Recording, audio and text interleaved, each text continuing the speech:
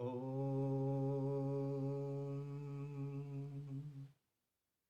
नमः शिवाय। आइए प्यारे मित्रों, सर्वप्रथम हम सभी मिलकर अपने अपने गुरुदेव भगवान और इष्ट देव की शरण में चलें और उन्हें प्रणाम करके आशीर्वाद प्राप्त करें। फिर उसके पश्चात हम इस ध्यान की गंगा में स्नान के लिए उतरेंगे। आइए प्रार्थना में उतरते हैं।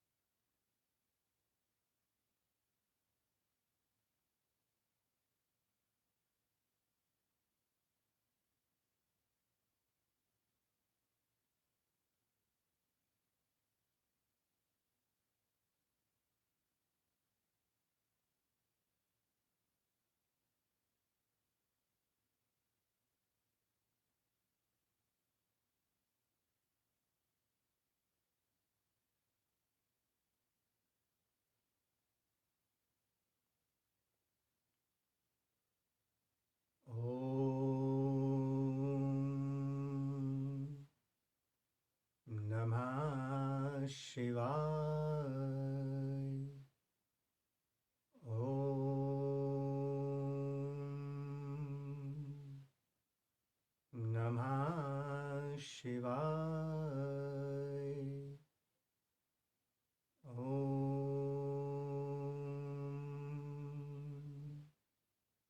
नमः शिवाय। हे समस्त प्रिय आत्मन मित्रों, प्रभु प्रेमी, गुरु प्रेमी, ध्यान प्रेमी आत्माओं, आप सबके भीतर विराजमान अविनाशी अनंत परम ब्रह्म परमात्मा के श्री चरणों में हिमालय की इस तपोभूमि श्री केदारखंड से हिमालयन ऋषि का कोटि कोटि प्रणाम।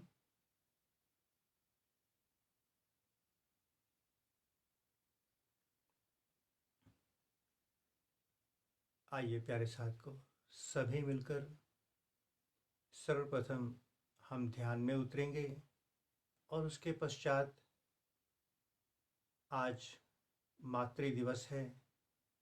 इसके उपलक्ष्य में कुछ सत्संग होगा। आइए पहले ध्यान की ओर चलें, अपने लक्ष्य की ओर चलें। आइए, आप जहाँ भी हैं वहीं पर अपने अपने आसन पर बैठ जाएंगे। ऑफिस में हैं, चेयर पे बैठ जाएंगे। घर में हैं, सोफे पर, पलंग पर, भूमि पर, जहाँ आपको अच्छा लगे, आसान लगे, सहज लगे, वहीं बैठ जाएं। ध्यान के लिए कोई स्थान नहीं, कोई समय नहीं, कुछ भी नहीं। बस इस समय आप बैठ जाएं। बैठ करके बाहर के दोनों नेत्रों को बड़े प्रेम से बंद कर लें। हल्के हल्के बैठना, शरीर में कोई अकड़ ना हो, कोई टेंशन ना हो। बिल्कुल सरल सहज छोटे से बच्चे की तरह बैठना।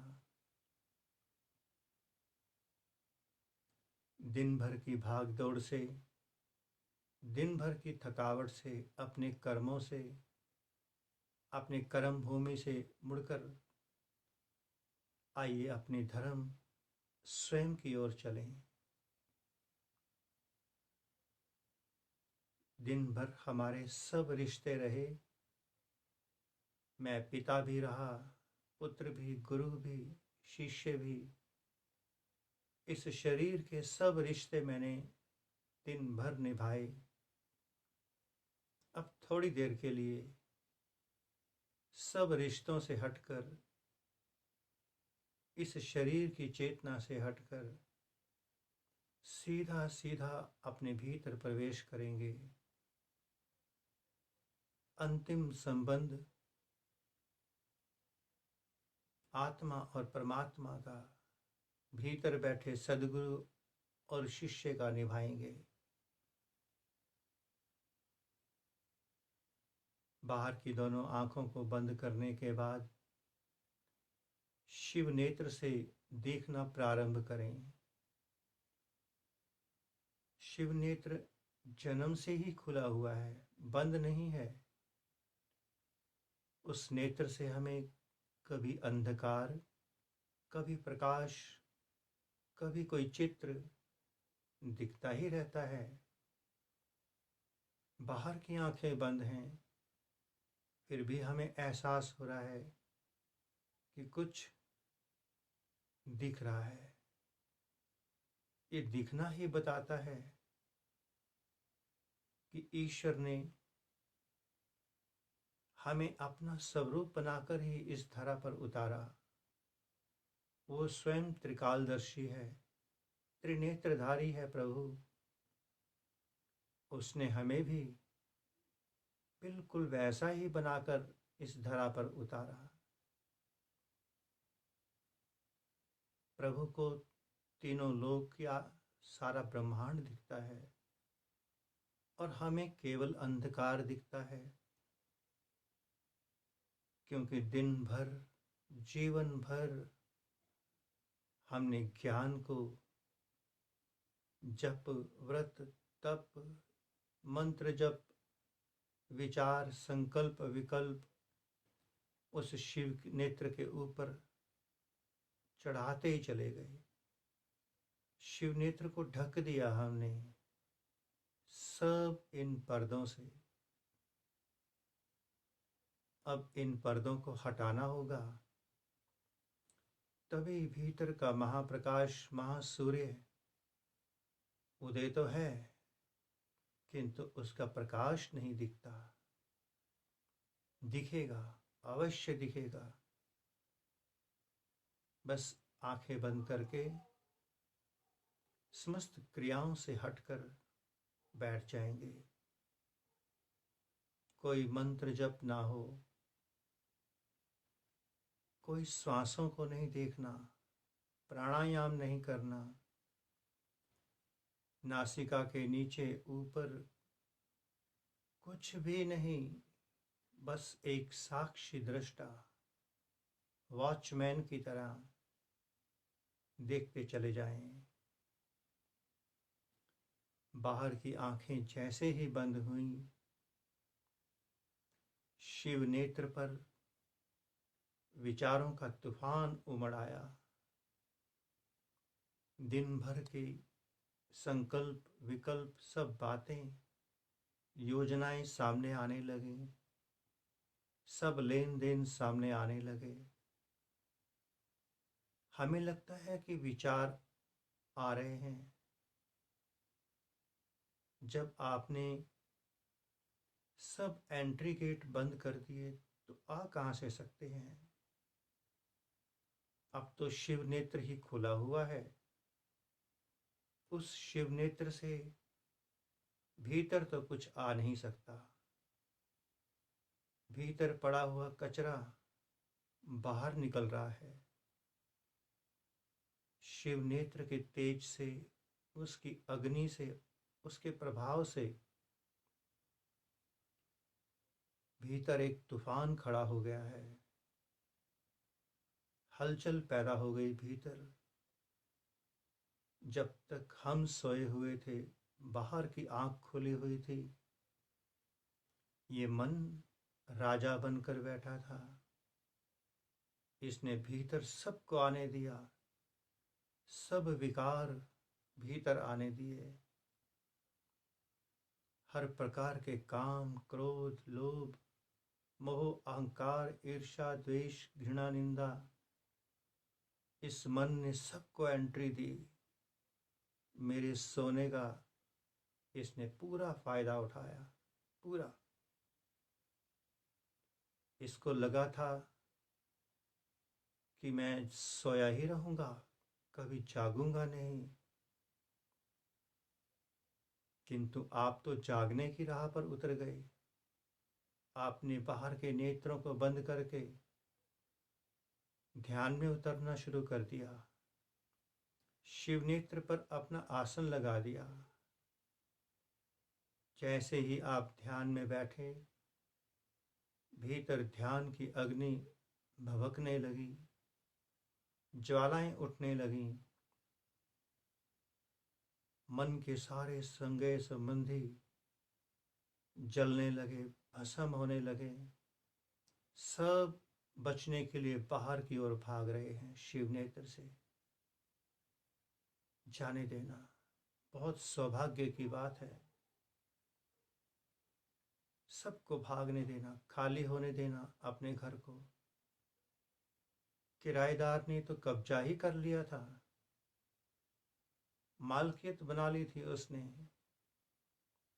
उसने समझा मेरा मालिक भोला भाला है, बस इसे ठग लो। उसे नहीं पता कि मालिक मालिक ही रहता है। आज आप जाग गए हैं, ध्यान में उतर गए हैं। मन ने सदा मुझे कोई क्रिया पकड़ा के रखी, उलझा के रखा। कभी किसी पूजा में, कभी किसी मंत्र में, कभी किसी रिश्तेदारी में, कभी किसी गुरु में, शिष्य में। मन ने मुझे बाहर ही बाहर, भीतर तो प्रवेश ही नहीं करने दिया उसने। मैं जब भी भीतर जाऊं, बाहर वो मालिक बनकर बैठा रहा। जब ध्यान की बात करूं, वो काम की बात करे, संसार की बात करे। जन्मों जन्मों इस मन ने हमें भटका के रख दिया। कई जन्मों तक मानव जीवन तो मिला, किंतु मुक्ति का द्वार नहीं खुला। क्योंकि आज तक मैं किसी मास्टर के हाथ नहीं लगा। इस मास्टर के डंडे से ही ये मन कांपने लगा। आप ध्यान में बैठे, हिमालय की ऊर्जा के साथ बैठे, कितनी बड़ी बात। हिमालय की ऊर्जा, हिमालय के ऋषि, उनके सानिध्य में आप बैठे। मन इतना कमजोर, इतना ढीला पड़ गया, घबराहट, इसने सारी अपनी शक्तियां लगा दी, सबको लाकर इसने शिवनेत्र पे खड़ा कर दिया कि ये साधक विचलित हो जाए, इसका ध्यान ना लगे। मन अपना पूरा प्रयास कर रहा है, पूरा प्रयास। उसने ठीक बाहर के इंसान की तरह कोर्ट केस कर दिया कि मैं जीत जाऊंगा। भला मालिक से कोई जीत सका आज तक? देखते जाइए प्यारे मित्रों, शिव नेत्र से देखते चले जाइए। आपके देखने से ही ध्यान की ज्वाला मन के समस्त विकारों को भस्म करके बाहर निकाल देगी, खाली कर देगी आपके घर को। शान से शहंशाह बन करके जीना, यही ध्यान आपके भीतर के मकान को खाली करवाएगा। खाली होने देना, इस भीतर के मकान को खाली होने देना। देखते चले जाएं, देखते चले जाएं। आज मन की किसी चाल को कामयाब नहीं होने देना। मन कहेगा गुरु मंत्र जप ले, मन कहेगा अपने इष्ट देव का ध्यान कर ले, उसकी तस्वीर सामने ले आ। मन आपको कभी किसी तीर्थ में ले जाएगा, कभी दोस्तों के पास। ये सब मन की चालबाजियां हैं। मन की बातों में नहीं आना, करने दो उसको अपना तांडव। अगर आप होशपूर्वक ध्यान में बैठे रहे तो हिमालय की ऊर्जा और आपके भीतर की ऊर्जा और ऋषियों की वाइब्रेशंस, ये सभी मिलकर आज आपके मन को आपके घर से बाहर निकाल देंगे।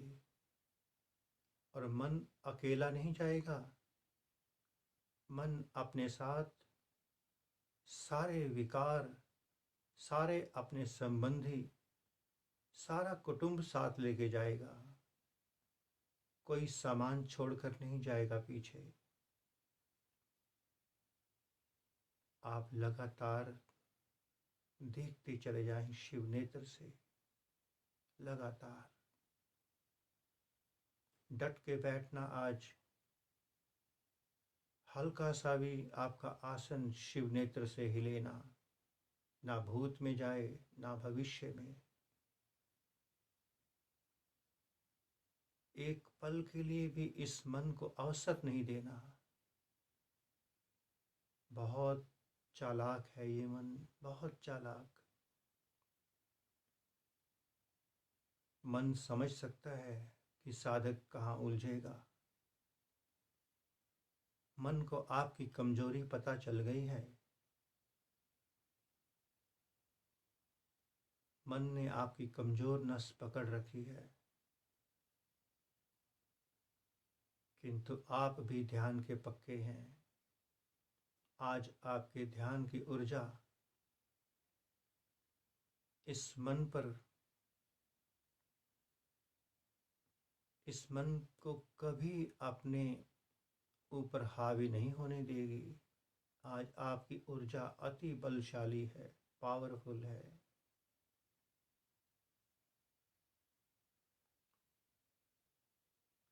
देखिए मौन होकर, शांत होकर, कितना तंग करेगा मन, कितना। जितनी गति से विचार भेजेगा दिमाग पर, शिव नेत्र पर, उतने प्रसन्न होना। क्योंकि जो शिव नेत्र तक पहुंच गया भस्म हुए बिना नहीं रहेगा, वो बाहर निकल जाएगा। एक बार तो ये मन पूरा जोर लगा देगा, लाएगा सब उठाकर अपने अस्त्र शस्त्र, अपने ज्ञान तर्क वितर्क सब लाएगा ये। आज इसकी एक नहीं चलनी चाहिए, एक भी। आप शरीर नहीं हैं। कितनी सुंदर ऊर्जाएं बह रही हैं। साक्षात इतने ऋषि मुनि सिद्ध आत्मा इस समय चारों ओर हम सब का कल्याण करने के लिए आ गए हैं। अब हम भी मौन होंगे, थोड़ी देर आनंद लेते हैं उन ऋषियों के चरणों में।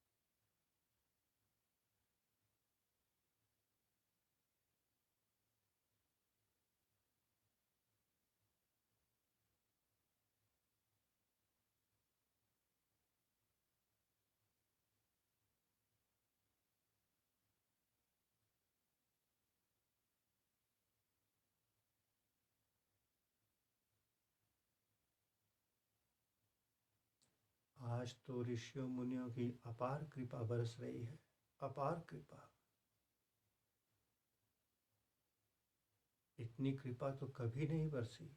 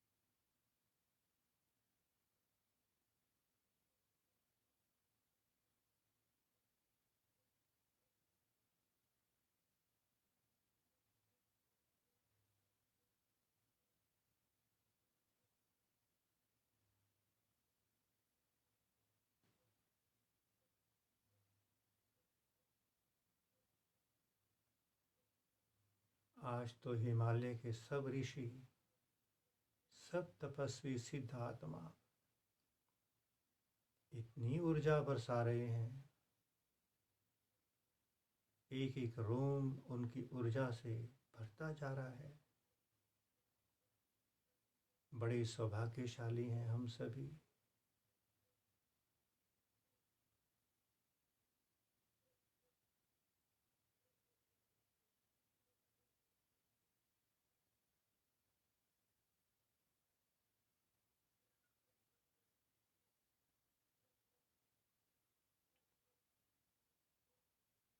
फायदा उठाना इस अवसर का।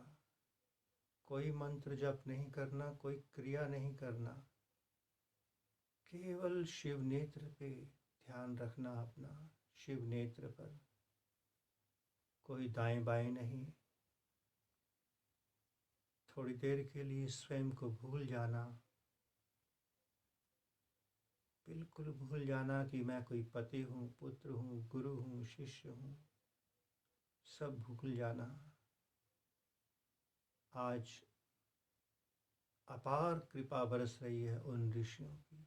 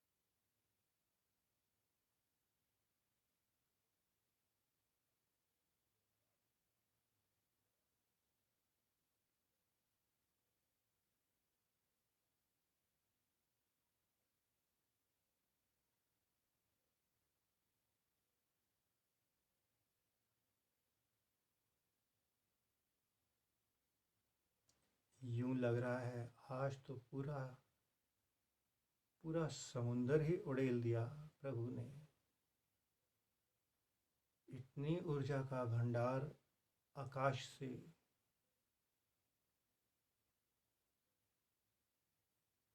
देखते चले जाएं प्यारे मित्रों, शिव नेत्र से देखते चले जाएं। आज तो आनंद ही आनंद, अमृत बरस रहा है आज आकाश से।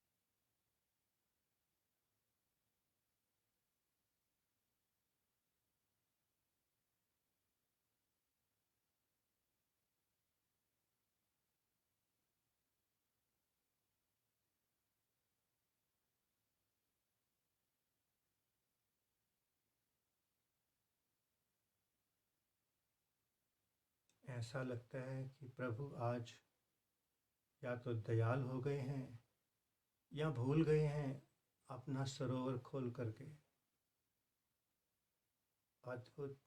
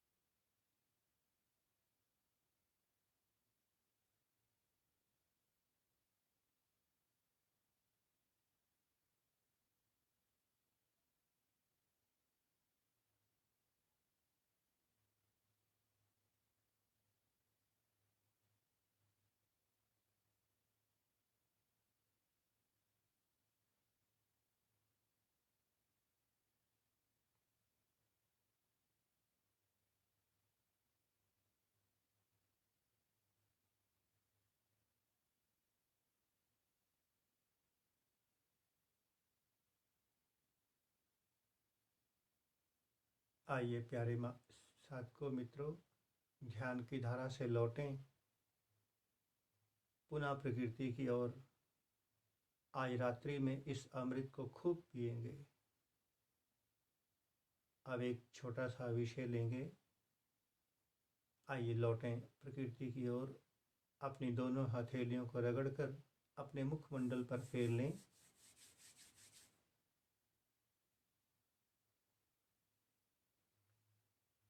हमें प्रभु ने अपार कृपा करके हिमालय के ऋषियों के साथ हिमालय की ऊर्जा में बिठाकर ध्यान की गंगा में स्नान करवाया। आइए प्रभु का आभार प्रकट करें, उसका धन्यवाद करें।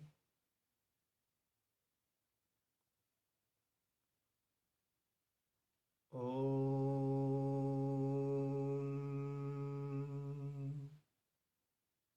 नमः शिवाय। ओम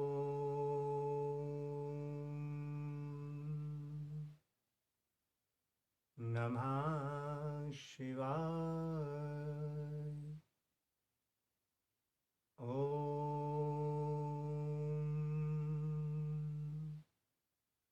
नमः शिवाय।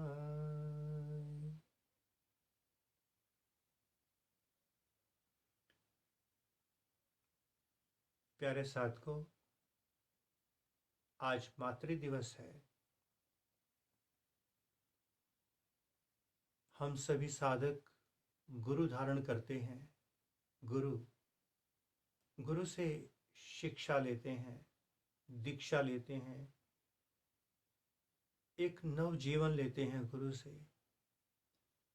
हमें उस दीक्षा से ऋण भी होना है, और यदि वो हम ऋण नहीं हो पाए, ऋण उतारने के लिए बार बार आना पड़ेगा। हमारे इस जीवन का सबसे पहला गुरु हमारी जननी माता। अगर उसका ऋण नहीं उतरा, उस ऋण से हम ऋण नहीं हुए, ये 84 नहीं कर सकती। उस माँ ने जन्म देकर हमारे लिए मोक्ष मुक्ति के द्वार खोले। हमें मानव देह प्रदान करके अपार कृपा की उस माँ ने हम पर, क्योंकि इस मानव देह से ही हम मुक्ति की ओर जा सकते हैं, मोक्ष की ओर 84 काट सकते हैं हम अपनी इस देह के द्वारा। माँ ने हमें जन्म से गुरु बनकर अनेकों संस्कार दिए, अनेकों संस्कार। वो चाहती तो जन्म के पश्चात डस्टबिन में भी फेंक सकती थी, किंतु नहीं। एक छोटा सा एग्जाम्पल समझना कि गुरु दीक्षा से कैसे ऋण हो सकते हैं। गुरु कब प्रसन्न होता है, एक माँ कब प्रसन्न होती है, माँ रूपी गुरु कब प्रसन्न होता है। एक माली, आपने अनेकों मालियों को देखा होगा, नर्सरी में काम करते हैं, नौकरी करते हैं, छोटे छोटे पौधे लगाते हैं। छोटे छोटे पौधे बड़े होने लगते हैं। हवा के झोंकों से जब वो हिलते हैं, माली के भीतर का हृदय गदगद होता है। उसकी लगाई फसल, उसके लगाए पौधे ऊपर उठने शुरू हो रहे हैं। माली को कोई अपेक्षा नहीं है, उसको पता है ये पौधे एक दिन बिक जाएंगे, मार्केट में चले जाएंगे। वो पौधे धीरे धीरे बड़े होते हैं, उस पे फूल फल आने लगते हैं, घनघोर छाया आने लगती है, उस वृक्ष से मिलने लगती है, ठंडी शीतल छाया मिलने लगती है। माली को उसका कोई सुख नहीं मिलता। उसने अपना काम किया और आगे चला गया। किंतु जब एक पौधा वृक्ष बनकर फूल फल छाया देता है, शीतलता देता है, माली तो उसे देखकर ही आनंदित हो जाता है। उसका रोम रोम खिल जाता है उस वृक्ष को देखकर, उसकी आकाशगामी यात्रा को देखकर माली नृत्य करता है। यही उसकी गुरु दीक्षा है, माली की यही गुरु दीक्षा है। एक गुरु की गुरु दीक्षा क्या है? शिष्य आकाश को छू जाए, उसके भीतर महाआकाश प्रकट हो जाए, बुद्धत्व को उपलब्ध हो जाए। जिस दिन कोई शिष्य बुद्धत्व को उपलब्ध होता है, उसी दिन वो शिष्य गुरु दीक्षा से उऋण होता है। उससे पहले वो ऋणी रहता है। इधर शिष्य परमात्मा को उपलब्ध हुआ, इधर गुरु नृत्य करता है, उसके भीतर आनंद उतरता है, नृत्य उतरता है कि मेरा लगाया हुआ पौधा आकाश को छू रहा है, सफलता को प्राप्त कर रहा है। हमारी माँ जब उसकी संतान आकाश को छूती है, प्रगति करती है, संतान भौतिक और आध्यात्मिक चरम सीमाओं को छूती है, उसकी प्रगति से संतान अपनी माँ को कुछ नहीं देता भले ही, किंतु माँ उसकी प्रगति को देखकर आनंदित हो रही है। आनंदित। अगर पुत्र आकाश को उठ रहा है, अपने लक्ष्य को प्राप्त कर रहा है, अगर वो संत हो गया है, आत्मज्ञान के मार्ग पर उतर गया है और आत्मज्ञान को उपलब्ध कर लेता है, तो माँ की दीक्षा से वो उऋण हो गया, माँ के ऋण से उऋण हो गया। अगर उसकी संतान डॉक्टर, इंजीनियर, साइंटिस्ट, देशभक्त, प्रभु भक्त बन जाती है, उसका ऋण उतर गया। अगर उसकी संतान कुछ नहीं बन पाती, उस माँ को अत्यंत कष्ट होता है, अत्यंत कष्ट, पीड़ा होती है।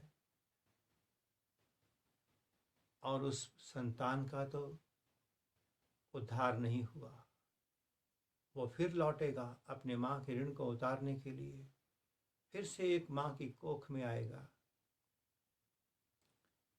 प्यारे साथियों, प्यारे मित्रों, इस मातृ दिवस पर हम ऋषि आपको एक ही संकेत, एक ही इशारा देंगे, एक ही बात समझाएंगे।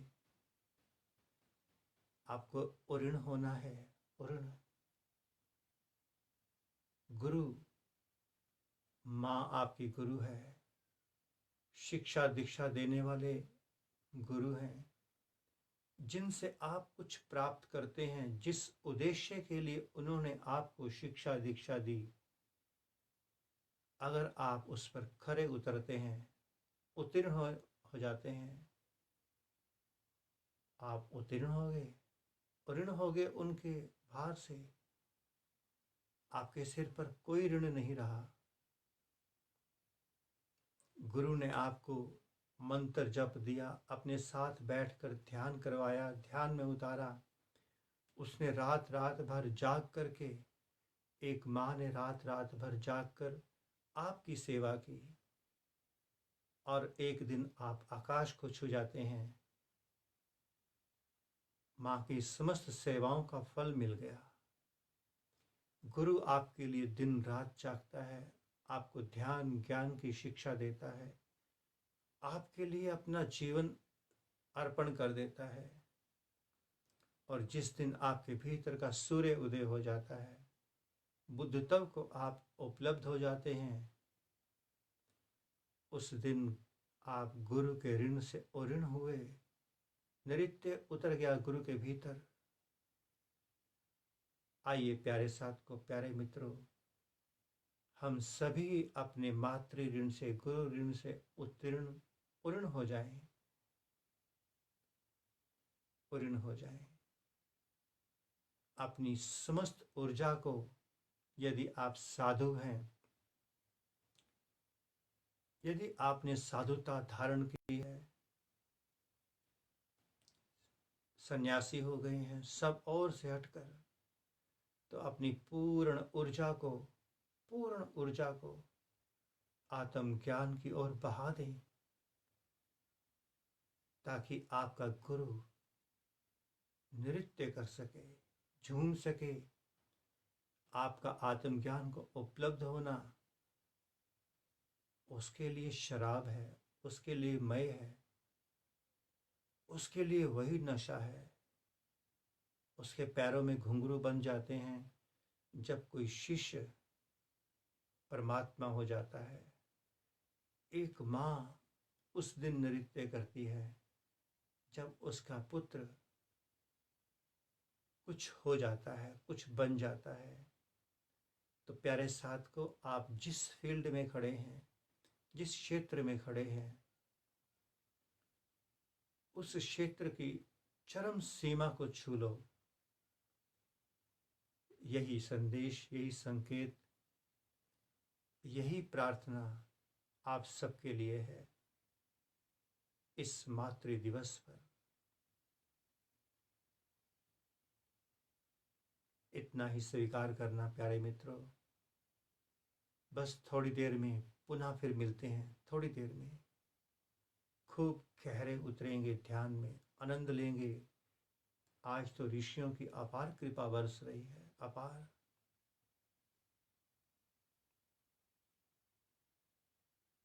पुनः से आप सबके भीतर विराजमान अविनाशी अनंत परम ब्रह्म परमात्मा के श्री चरणों में, हिमालय की इस तपोभूमि श्री केदारखंड से हिमालयन ऋषि का कोटि कोटि प्रणाम।